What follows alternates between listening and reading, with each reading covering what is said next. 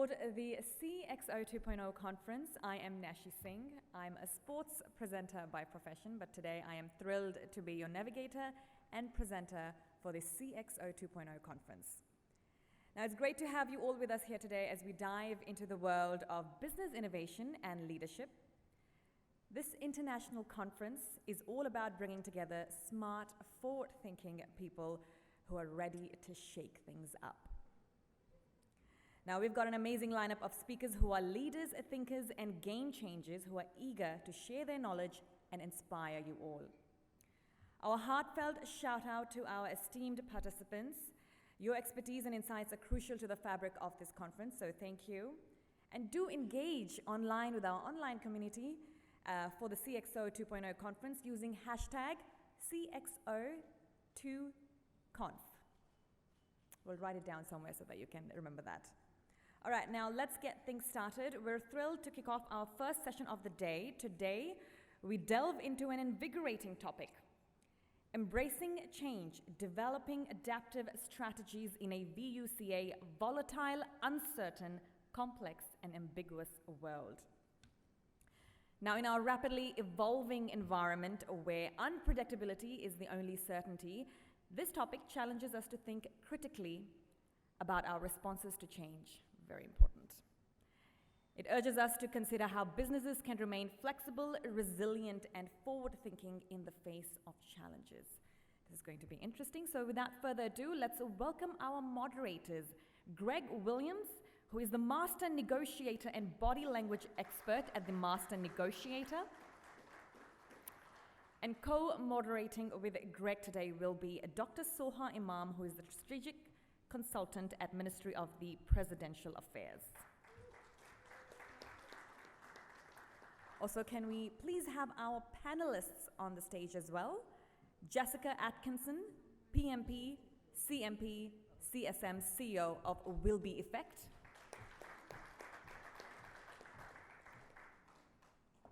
Nell Puita, CEO and founder of Calm Confidence Academy.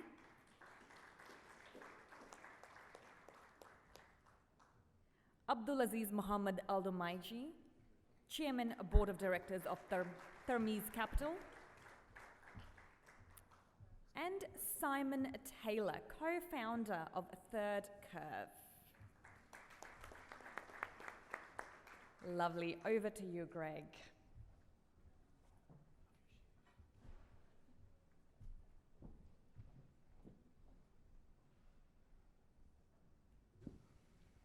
Hello. Hello. Time. Mine is not working. Who's moderator? Are you? No. We don't need one. We don't need one. We don't need one. Let me ask you a quick question. First of all, good morning, and welcome to one of the greatest countries in the world. Now, my question is, did you see uncertainty there? Was that your perception?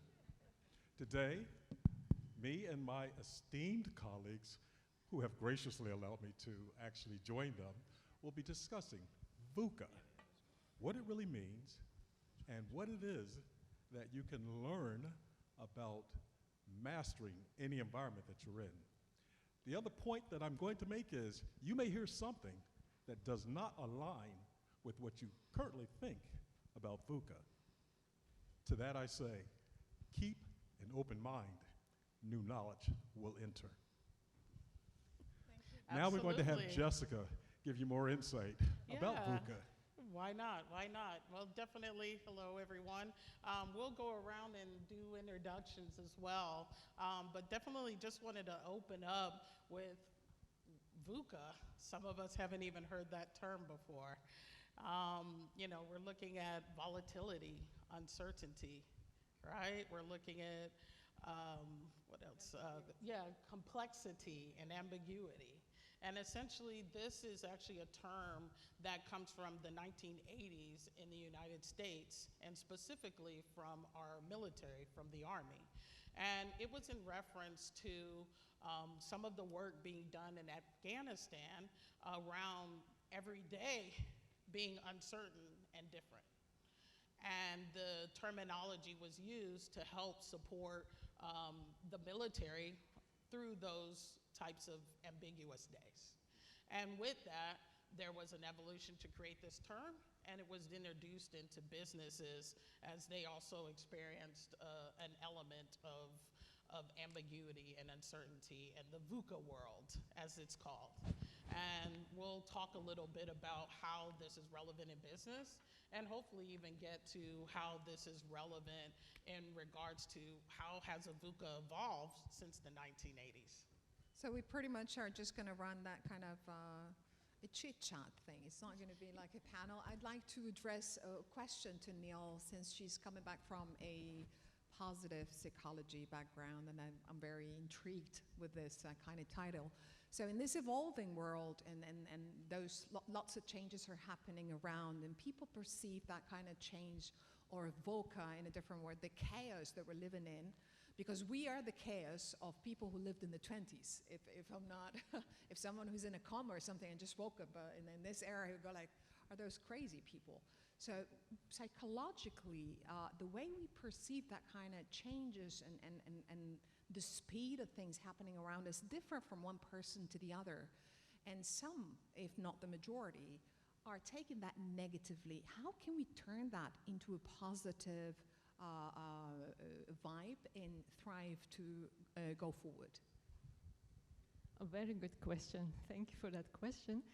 Well, in positive psychology, we have something, the background, like, okay, there is some events happening. Why some people will get resilient and strong through these challenges, and some kind of break through the challenges. And based on some scientific research, we say, okay, it's nature, nurture, 50-50. So there are a lot of factors, you know, of course, the DNA, but also the bringing the childhood, the school, and the culture, and all of that. However, anyone can learn optimism, and in positive psychology, there is something called PERMA-lead, positive leadership. So even though in the VUCA world, of course, there will be negative things happen. You know, we cannot just say, okay, positive psychology is all just happy world, and everyone is like, you know, smiling faces. No. The reality is like we have everything. The question is, how do we deal with those negative aspects, challenges, and how do we get resilient, bounce back, and bounce through that? And there are tools, techniques, practices where everybody can learn that. May I add a note? It's my pleasure to be with you today, but VUCA World deals with an outside environment. And if you concentrate in this item or element only and forgot the internal environment, you will be failed.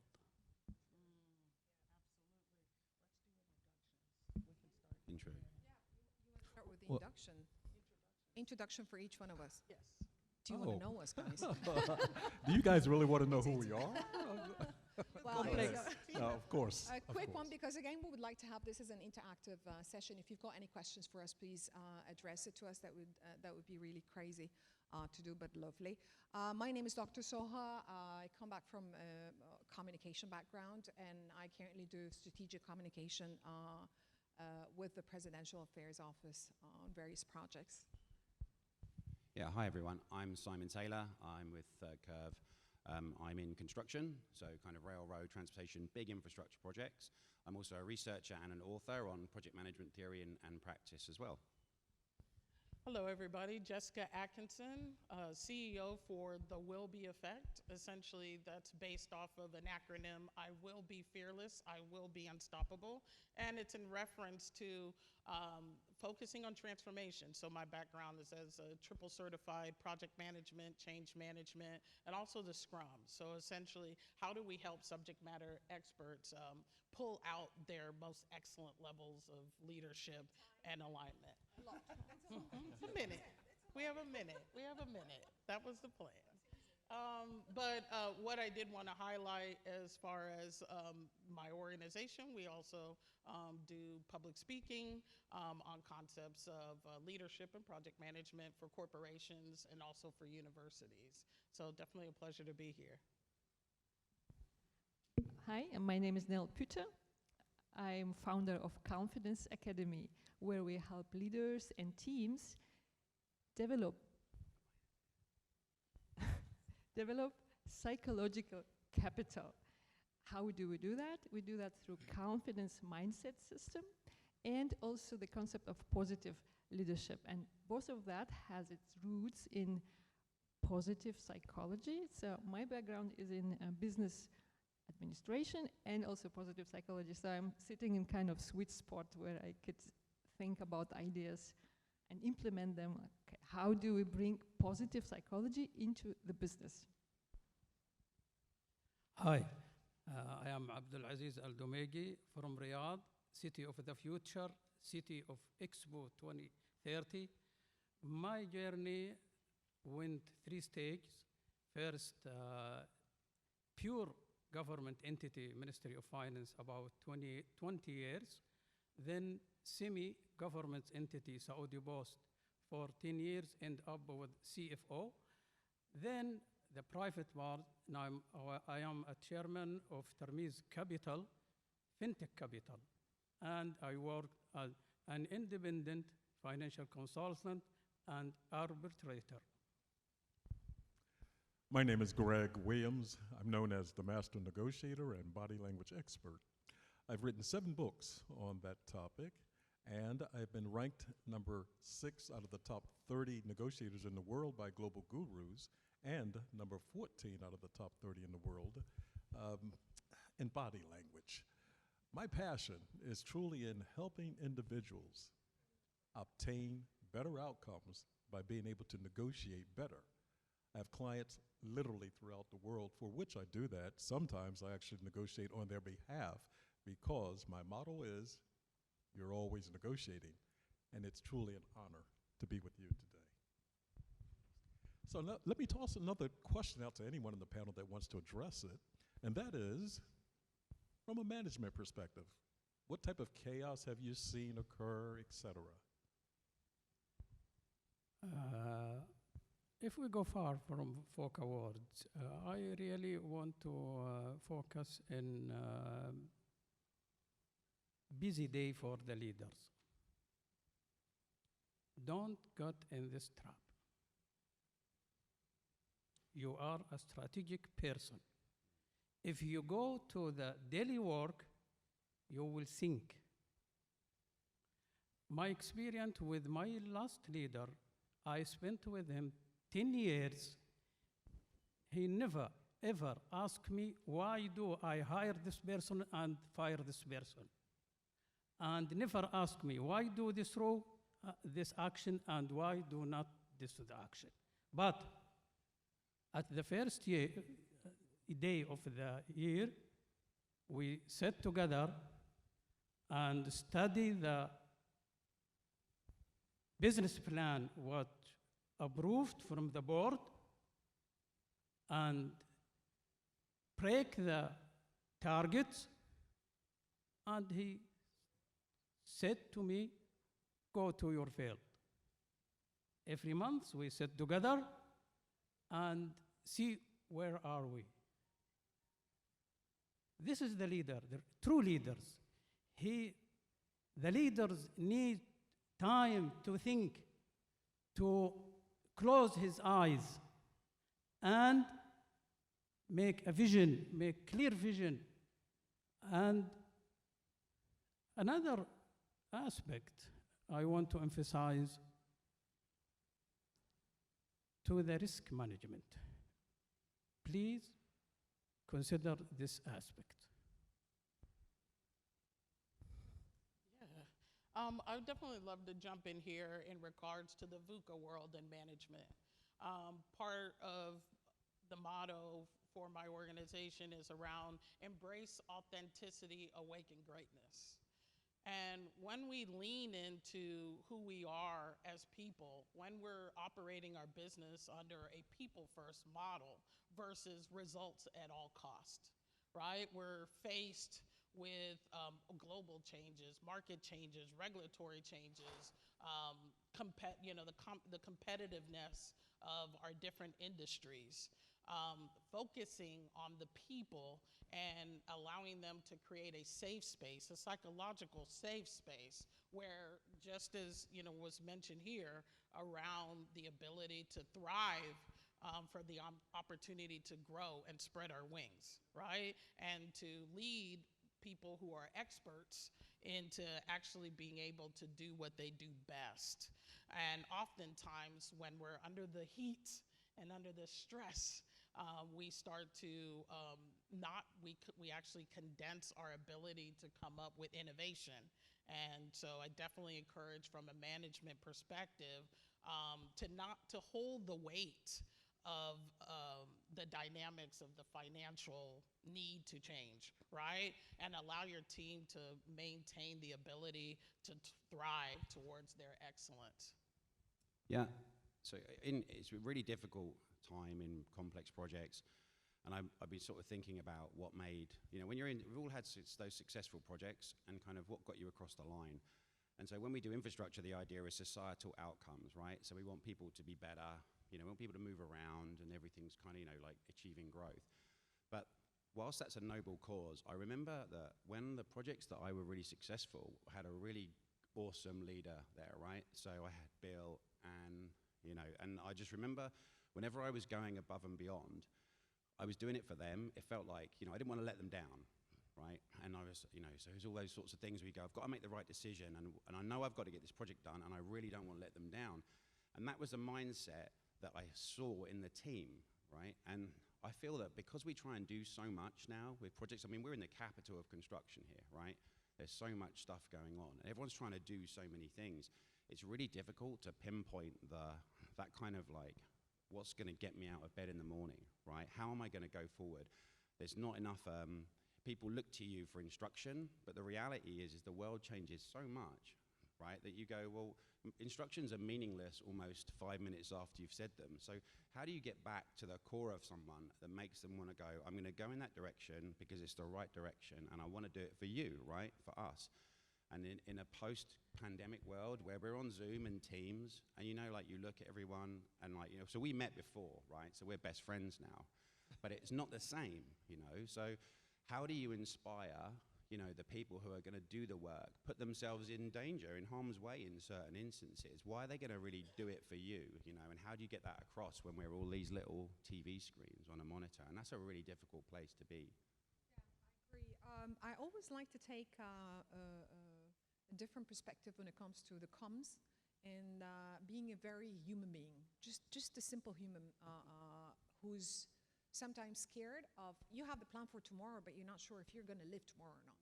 But we have everything that is in place. And then through my journey, I read that book. It's called The Dark Side of Leadership.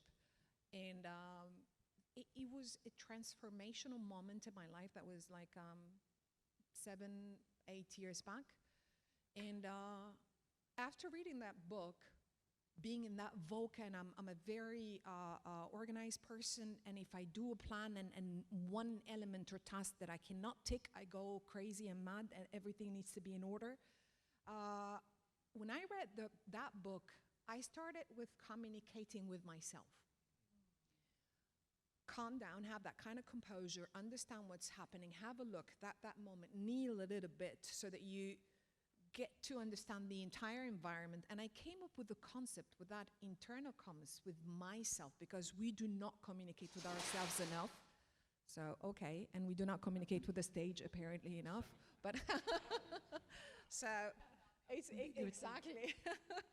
So I came up with a personal concept that has changed me a lot. And I call it, whenever there is a VUCA, E is the key. 10 main characteristics. If you were able to acquire in practice on a daily basis, I don't think you're going to feel that you live in that VUCA world. The first one, if you allow me to read it for you, enthusiasm. Whenever I'm scared and panic, I just direct it positively, psychologically. Okay, I'm scared, but I'm going to have that kind of enthusiasm to go forward and see what is behind that door with no fear, since I have the strength and knowledge. And then I charge the energy towards that direction or solution or that opportunity. That's the energy. And then I do the needed, or I exert the needed effort towards what I want. And then by time I become experienced, and then I become efficient, and people come to me. And when they come to me, you turn to be an expert in what you're doing, because you see the different reactions. My daughter goes through a situation, she panics, but I've been through that 3-4 times. So I go, there's no need to worry. You can do this and that. And then you're going to be effective in what you do. So at the beginning, you're panicking, overwhelmed, but at the end, on the journey, you're just going to be very effective. And then if you're smart enough, you're going to start doing earnings. You're going to earn from that. So you're not panicking like the rest of the people. We've noticed that during the pandemic, a lot of people lost and closed their businesses, and a lot of people earned millions, if not billions. And then those earnings need to be attached to an ethical aspect. Never lose it. And the most important thing in the journey is to enjoy. These are the 10 main characteristics throughout my personal experience. I don't fear VUCA anymore. I am organized in a chaotic environment. I'm still functioning perfectly. Yeah. Well, you know, one of the things I just, thank you, one of the things I would like to let all of you know is there's a microphone situated right up front, which should not startle anyone. But please, if you have questions, step up to the microphone and pose them to us, because we're really trying to give you the insights and information that you need that will allow you to improve the environments that you're in. And I'd also like to just pick up on what was said a moment ago, as far as how do you really get a team of people pulling in the same direction. Now, surprise, I speak about that from a negotiation and reading body language perspective. And I say that to say, it starts with positioning. How do you position any type of activity that you want others to buy into such that they see the benefits in it for themselves? From that perspective, you check constantly to make sure that the degree of uncertainty is eliminated. When you eliminate uncertainty, you then increase the probability that people will pull together more. And then the negotiation process, which has already started, will kick in the minds of some individuals that did not realize that they were already negotiating. So I say all of that to simply say, think about how you do, what you do, the impact that it has on those that you would call your allies, and to what degree do you get them to buy into any activity that you want them to, based on showing them the benefits to them for doing so. And please, if you have questions, line up. I have a question, Greg, for you. Are there certain body language or face gesture sign, since this is your area of expertise, that can tell you that that person is not comfortable, is worried? Are there these kind of, okay, go ahead. Okay, look at this. Look at this. We're having a live demonstration. There are a lot of indications that you can pick up when somebody's speaking to you. Someone says, I really like you, and some of you may have caught that. I really like you, and at the same time, I'm pulling back. What about word choice? Someone says, that sounds good to me. They're speaking from an auditory perspective, and the response comes back, well, that looks fine to me. There's a disconnect there. It's very small, auditory, visual. So even if you want to communicate, or I should say, when you want to communicate better with someone, use the same level of speech from which they're communicating. And the converse is true. If you want to break that communication to try and get them to follow your lead, you change it and observe how they respond via their vocal cues. Thank you for the question. I think we have someone. Thank you.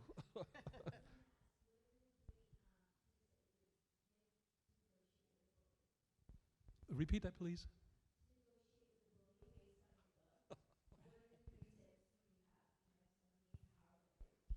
Okay. Okay, 3 tips? Okay. Um, the question was, okay, the question was when negotiating with a bully, what tips would I give? And here's something I'll say a lot of times. It depends. And the reason I say it depends is because it depends on the type of individual with whom you're engaging. Oh, a narcissist. Ah. Well, even then it depends because there are degrees of narcissism. But nevertheless, the thing is, you want to understand where they're coming from, why they have adopted certain positions. From a mental perspective, once you understand exactly their modus operandi, as it were, you can then either match, choose to be neutral, or choose to become dogmatic. So, for example, if you and I were engaging right now, and I wanted to alter your perspective, I might say something about, okay, so what? Notice the silence, number one, the dead space, and I would not say another word if we had to stay here for the rest of the evening until you responded. That would give me more input about what your thoughts were, and then I'd address it from that perspective. Shout it.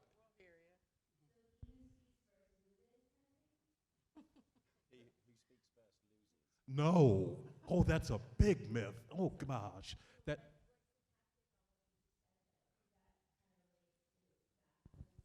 Well, okay, I want to address the first part of that, and then I'll let the panel chime in also.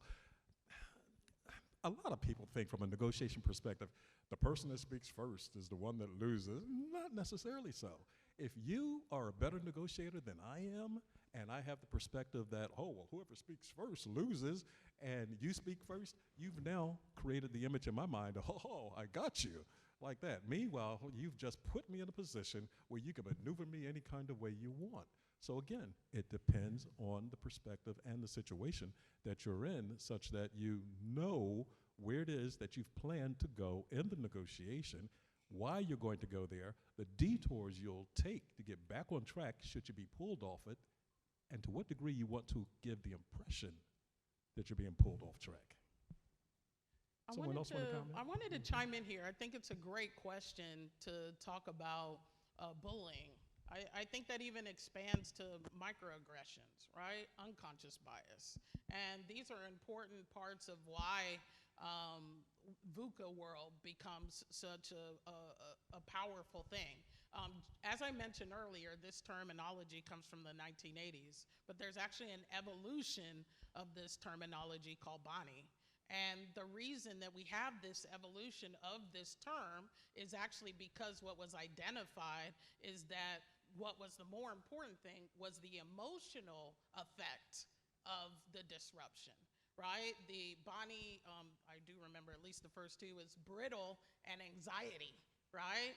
And speaking on that note, from that emotional response, and we look at microaggressions, my advice as a woman, I live in the US, but I'm an immigrant. I'm originally from the Republic of Panama. And what I can speak to here is the fact that, you know, as a Black woman as well, want to be able to highlight microaggressions. What do? Happens all the time. Unconscious bias happens all the time. What if they're your boss? What if they're your coworker? What if that's the culture of the company, right? This is where our fear, and then we develop oftentimes into an imposter syndrome.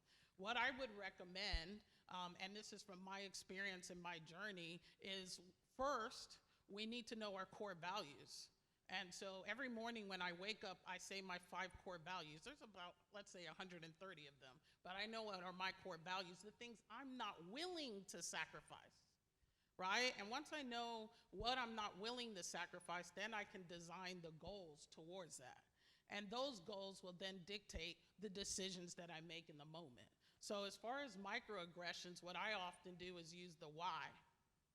Well, why do you think, you know, my hair changing from yesterday to tomorrow is an issue? You know, and when you put the question on them and they have to respond, then we're now going to get to the root cause. So I often use questions to kind of destabilize a bully. Thank you, Jessica, and thank you for the question. May I add, why do we concentrate in the VUCA word? Go back to 2008, the financial crisis. Each entity, small, big, was suffered from this crisis. And a lot of entities disappeared. 4 years ago, COVID-19, a lot of business go out. But we should be ready and have a plan B or C or etc. to be adapt with the new situation. We have another question.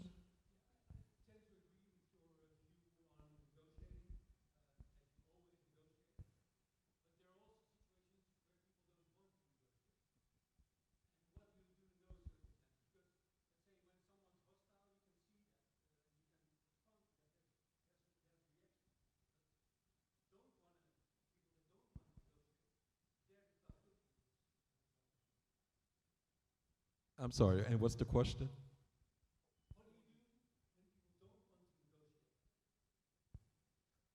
Yeah. I'll answer briefly, and then I'll turn it over to one of you. No, this is all you, man. This is all People you. are people are always negotiating. Even if they don't want to, you can allow them to feel comfortable in thinking they're not negotiating. Simon? Sometimes, if I can add to that particular point, the question is why, where's the person who's asked the question? Why don't they want to negotiate? That is the question that you need to ask yourself. If you're smart enough, you're going to pick up the answer right away, and then you're going to stimulate, provoke something for him to negotiate. It could be a comment that you say on your way out of the room. Hey, excuse me, stop back, what did you say? It could be anything. Because sometimes people, again, VUCA thing plays around in the environment. People are kind of scared. I don't want to confront. I don't want to lose. There are lots of fears and different layers depending on the person that you're talking to. Maybe he's someone who doesn't like to confront. Maybe he sees that you're stronger than him. Maybe he feels that he's gonna win and he's not having fun in that kind of negotiation. So there are lots of reasons. If you know that, and again, communication here is core. If you know whom you're talking to, choosing the right time, being very selective in the vocabulary that you choose for that kind of conversation, he's definitely going to negotiate back. And always have that kind of win-win. So it's not always, if you're well known for a win-lose, no one is going to negotiate with you. And again, lots of other factors can interfere here. If people, maybe you're aggressive, maybe you're loud, maybe you swear, maybe you're, things that people don't like in the way you communicate with them. This is why they do not want to negotiate. If you got the answer for why, you got the negotiation deal. I'll just bring up something so I do some research in relational risk, and some of the things we looked at where, you know, people were not getting on well, weren't working well as a team, it came back to organizational governance. And governance is a bit like, you know, you carve through the bedrock of the earth and you look at all the disasters that have happened. And your organizations will have a lot of compliance, there's legislation, there's a lot of rules. Have you ever had someone saying, I really want to do this, but I can't, right? The contract says I can't, or, you know, or I can't approve that. Someone else above me has to approve that, and that person is going to take a lot of time. And you find you want to work well together, but there's all these operational things standing in the way. And I think it's important to recognize that in some instances where someone doesn't want to negotiate, or they appear to be, you know, looking for themselves or others, it might actually not be because it's who they are, it's because of the rules that they follow within their organizations. And Abdulaziz, you mentioned adapt, right? Adaptive. And the least adaptive system is a complex organizational governance system, you know, heavily regulated. And we can all say, we want to do better, and we want to work better together, and we want to, you know, mutually beneficial. We want them to win, but you might actually have a commercial relationship that doesn't allow that to happen. And so in the work that, you know, in the work that we do, it's really difficult when you go to an organization and say, look, you need to look at your governance, right? You need to look at your decision making. That thing that happened 50 years ago, that's the bedrock of all of your risk, you know, and your risk appetite, we're in a different world now. So you really do need to kind of strip it back and start to ask questions and feel free to challenge how your organizations work and why. Thank you, Simon. We have another question. Salam alaikum. Good morning, everybody. Good morning, panel. I was really interested to see this conversation, and being an ex-military person, I got flashbacks this morning when you were talking about where all these acronyms come from. You know, I remember living my life by acronym, and part of my military career was very much based on understanding people's body language. So I followed a guy called Alan Peace. I'm not sure if you're familiar with Alan, Greg, and very much on positive thinking. And also going through a lot of volatility in some of the work that I sort of undertook. One of the biggest problems that organizations face is embracing that change. And I was just interested in how you would suggest the strategies that we're talking about adapting here in a VUCA sort of world, how we can implement them to ensure that they stick within corporate world. Nell, you want to? Nell, would you like to take that? Yeah, of course. So positive leadership is actually one of the tools when we come to the change in the organization. And positive leadership is based on positive psychology, but then we say, okay, the first one is, of course, having the common vision and picking everyone else. Like already Abdulaziz mentioned and some other people mentioned, okay, like, do we have one vision? And also about negotiation, like if we have one vision, then we'd find a way to talk. And the other one is actually communication. Obviously, how I talk to myself, we talk about internal communication, is absolutely important for leaders because there is a ripple effect and we leak our emotions all the time. In fact, if a manager has bad mood, it takes 7 minutes that this bad mood goes down the organization to his team or even colleagues. And so how this team would perform and what the profit will be in the end of the day at this organization if the manager is not at his best. So that's actually communication with myself. And then, of course, how do I communicate with my team? I mean, body language, choosing words. Like, I met also some people today in the morning. In the business card, there was kind of chief inspiration officer. So, like, that's really cool. I mean, that's already communication. And this is how we start. Maybe starting a little bit of positive vibes here and there. And then, of course, feeding this to the team. And it's contagious, right? So it's good spread. And then, of course, it's maybe incremental changes, but sooner or later, it will make big change. And I'm not talking just like, okay, some theory here. There are scientific-based research. 200% increase is possible through the implementation of positive leadership. And this also been proven through universities in Austria. And if someone interested could Google that anytime. And yeah, so there is, for example, one aspect. Thank you for that question. Yeah, we have another definitely one? a great question. Yeah, I just wanted to add to that a little bit.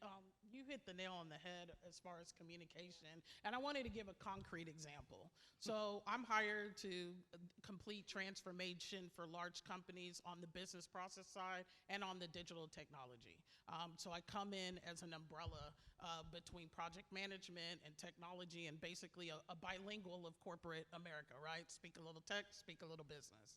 And what I would highlight, it is 100% words, right? So in our regular personal lives, we use words like problems and issues, right? And that actually triggers things for us from our childhood, from our experiences. We use problems and issues at home. So in project management, the words that we use, we say risk mitigation. And you instantly are able to sit at a large table with a lot of people. And when you say risk, it's not as triggering, right? And it allows us to say, you know, tell me what's going on, and let's find out ways to proactively get in front of that, right? In project management, if it's an issue, it means it's already happened and there's nothing you can do about it, you're just documenting it. System's down.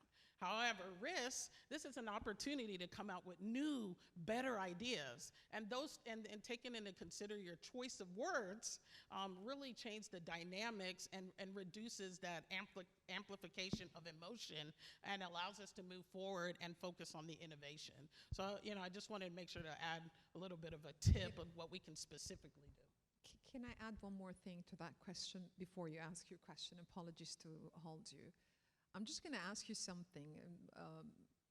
Are you a person that likes to feel comfortability most of the time, or someone that would like to feel uncomfort?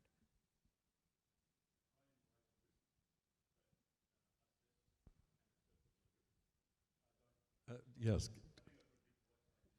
We want to pick it up on video, though. Can you pass him the mic, please? I think I was saying I'm a person who embraces risk, understood and controlled and acceptable risk in all aspects of my life, be that as a person starting my own businesses or my current role now. So I guess you could say, in short answer long, yes, I do like to live sort of on the uncomfortable side of things. That's amazing, because again, that's going to take us to you don't have that fear to change. The comfort zone is a zone for people where they know everything, no challenges, they know everyone, they know the places, everything's, I'm used to this area. There's no development in the comfort zone. But the moment you get out of this comfort zone based on your own choice, and we're going to come back to that, you're not going to feel that comfortability, because there is no comfort in the development zone. And as long as you're not feeling that kind of comfortability, that means that you're growing, that you're developing, that you're extending, that you're expanding your knowledge, then you're in the right path. Long ago, it was a very slow pace of things moving ahead. So you can see someone who's been in this job for 30 years, 40 years, 60 years up till he died, and maybe his son has inherited the same thing. Right now, even on a resume or something, if someone is moving 6 months, 1 year, he's checking something. It's not anymore a flaw in your resume. So what I'm trying to highlight here is that the change is inevitable. And to change is hard. Not to change these days is even harder, because I'd rather to face and grow and change and thrive at my own choice, in my own space, in my own timing, with my own resources, rather than having that change forced at me. And again, communication plays here a role. If it was forced, and it's happening, long time ago there was no mobiles, we used to live our lives normally. Right now, and the question before was, what's your number? Today the question is, do you have a mobile? Right now the question is, what's your number? So it is happening either ways. You need to accept, be agile is the key word here. You need to have that kind of resilience, and the agility is the key word here in order to just get out of that VUCA world, if that answers your question. Thank you. Okay, next question. Thank you. I'm from India, and India supposedly be the largest populated country in the world today, and even having the largest diaspora. Which means that along with that, it comes many challenges for us in terms of a cross-border, cross-sector communications and things. And I heard about a question on negotiation. Why are we not negotiating? So the question here is that, how is that environment of making them feel safe when it comes to crucial conversations or communications like this? And how will we be able to make people comfortable in talking about different aspects which are controversial probably, but important to discuss about it. And that's what we call it as crucial conversations. So my question is, when it comes to cross-border, cross-sector aspects, what are the things to be taken care of, not only just from an Indian perspective, but from a global perspective? Take that. Go ahead. Yeah, I was going to give a good example. I really love the way you said kind of comfortable, because if there basically a lot of stuff comes down to fear, right? And it's not a word that you use a lot, but people's reluctance to change, fear is kind of like stands in front of a lot of us. And I used to work with a very powerful kind of boss, very inspirational. And he said to me, "Sai, why is it no one tells me that something is going to go wrong, right? And then until it happens." And I said, "Because you lose your rag, right? You go mad. If someone brings you bad news, right, then you go, you're shouting, you're throwing stuff around, physically throwing papers on the floor. So why would you want to do that? You don't want to do that." And I think as leaders, some of the best leaders I know are the people that are absolutely cool with failure, right? They're asking questions. They show vulnerability. I don't know what that means. And acronyms, I don't know what that acronym means. What do you mean? And so just allowing people to be comfortable to make a mistake is absolutely critical. And just on the change thing, where you want to be. If you're not where you want to be, you can't do the same thing, right? The gap between where you are and where you need to get to is change, right? You have to all be doing different things. But the reason why the people at the coalface who are doing the work, all the people that work for you, it's fear that stops them from changing, right? So you've got to make it comfortable, and you've got to explain it to them in real terms as to what it really means for them, and you've got to be empathetic to their concerns. Greg? Oh. No, I will speak about rather than your question. You're finished? I will go back to the first element of our topic.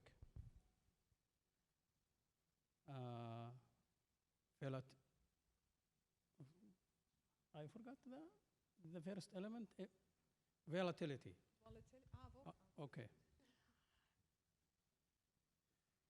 As a leader, to go out from this circumstances, you need two things. First, clear vision. And when you build up this vision, trust yourself, trust your ability.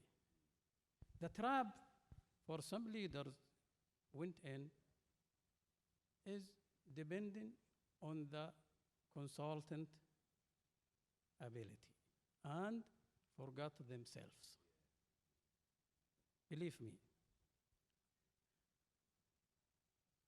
From my previous experience with my leader, one day we sat with the first one of the big four for the consultant to set up the strategic plan. This company was nominated from the board, and we had the first meeting with them.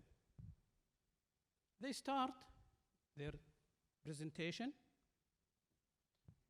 At the middle of the presentation, my CEO stopped them and thanked them about what they have said, but he grabbed the board and write 3 goals and said to them, "Please challenge these goals and prove these goals is incorrect. You have 2 weeks and come back to me." After 2 weeks, the CEO of the consultant company started the talking, and he raised his hat and said, "We agreed with your goals, and we put a new business plan for the next 10 years. Please, depend on your ability. You are a human being like them." This is my point. And the second point, build a smart team with you. If you build a smart team, they will direct you to achieve your goals. Thank you very much. And I'll just dovetail right onto the back of making people feel comfortable. There are times that truly in a negotiation, you do not want to make someone feel comfortable.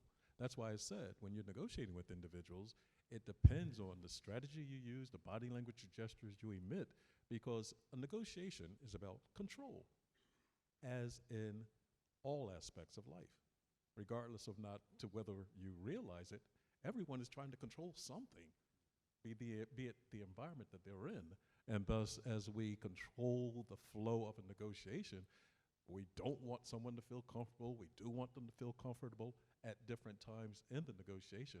And that's how we move towards a successful outcome, be it perceived by both people, or if you want to be perceived as the winner and allow the other person to feel as though she or he has lost, hey, you're positioning yourself for the next time you're in an engagement with that individual. Did I see I another want to take question? him back, if you don't mind, Greg. I want to take him back to his question, just to display how you reflect and how do you do the self-talk. When he said, when we have a crucial negotiation, define crucial. Why did you perceive it and give it that kind of adjective? Why do you think it is crucial? You don't have the mic. Because normally, and we're going to wrap up. Yeah. Crucial conversation is a situation when, and it's actually a training which I was part of, and it's a book as well. It's called Art of Crucial Conversation. So what happens is there are times when it is, as I said, conflicting, maybe controversial. It could be in relationships, personal or professionals, wherein you want to talk something very critical. It's crucial, but it's difficult to talk at times. It's difficult to negotiate and reach to a win-win scenario. Again, if I'm not interrupting you, it is your perception. No. It is- I it am is not your talking perception. about my perception. It is the about person's. Yeah, I understood that. It's not about the perception of it. It's about the exact situation. So let me give you an example.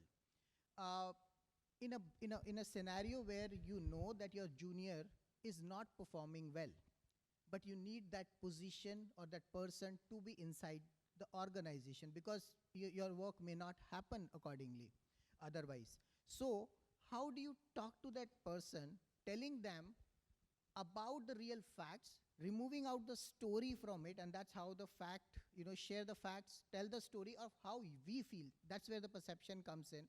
So it's not about perception of mine, it's about the facts, removing the perception of mine, and then sharing it, this is my perception or a feeling, what do you have to say about it? So you're making them feel comfortable and in a safe environment, and you probably reinforce few things which they have done good around that. So that makes them comfortable that I'm not going to lose my job. Probably that person would not open up because they feel that they will lose their job if they accept the mistake. Yeah, but again, that's what I'm talking about, the situation. We have 2 minutes to wrap up. I'm sorry to interrupt you, but the thing is, again, it's back to the concept of comfortability. Why do you expect that everything you're going to hear in this life is going to be amazing, positive, lovely, la la la? We don't live in la la land. I can tell you that you've got cancer, God forbid, and these are facts. But the way and the approach I'm going to say it to you, and the way you're going to receive it and try to live with it and thrive afterwards for God knows how long, this is what makes VUCA, whether magnified element or just something that happened. I know we are Jessica, running real out of time. fast. We have 1 minute and 20 seconds left, so let's have a quick round. Yeah. I just wanted to say one quick thing in response to that. I definitely encourage you to look at change management and the ADKAR method. When it comes to as leaders, we need to meet people where they are. It's not about our perception. So that would be what I would echo to you, is meet people where they are at their point on their journey. And the other part is to look into ADKAR, which is about creating awareness and desire to want to change. We have 47 seconds. One word from each one of us to advise audience Exactly. Go ahead. how to overcome VUCA. Go ahead. Hello? Smart people around you. Now. I would say invest in psychological safety of your people. there is a need for mental health in the workplace. I'd say look for the obvious person that tends to take the energy out of the room when they talk and no one says, and try and do something about that. Perfect. I'm repeating this again, agility and resilience. Greg, we're wrapping up with you. And remember, you're always negotiating, because whatever you do today sets the stage for tomorrow. Time's up. Thank you all for coming today.